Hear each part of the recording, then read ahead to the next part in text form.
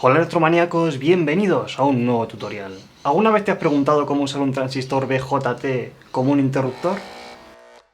Partamos de la base que los transistores BJT son un tipo de transistores que lo que hacen es amplificar corriente y por tanto tenemos varias ecuaciones que debemos conocer sobre los transistores.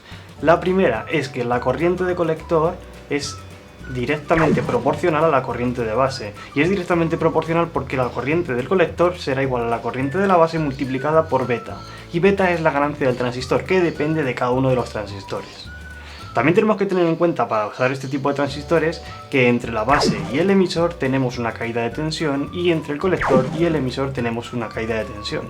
Todos los parámetros, es decir, las caídas de tensión y la beta, la ganancia, la podemos obtener a través del dataset de nuestro componente.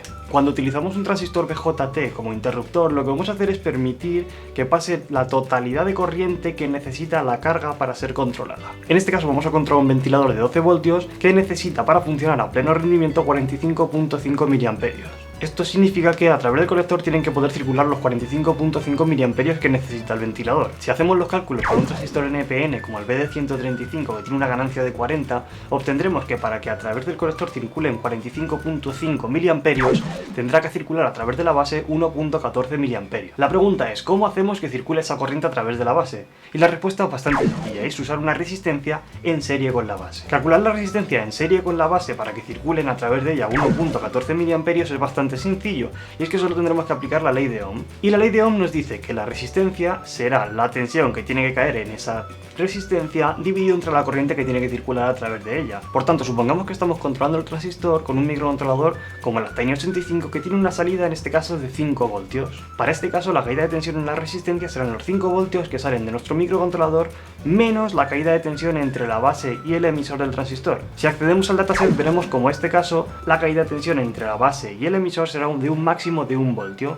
Así que lo que nosotros haremos será restar 5 voltios menos 1 voltio, que son 4 voltios, y lo dividimos entre 1.14 mA. Esto nos dará una resistencia de algo más de 3,5 K. Como va a ser muy difícil que consigamos el valor exacto que hemos calculado, porque no todos los valores que podemos calcular teóricamente existen comercialmente, lo que haremos será buscar el valor inferior. En este caso tiene que ser el valor inferior, porque si no, no conseguiremos la circulación de corriente suficiente como para que se active nuestra carga. Por tanto, voy a hacer una resistencia de 3.3 K en nuestra base.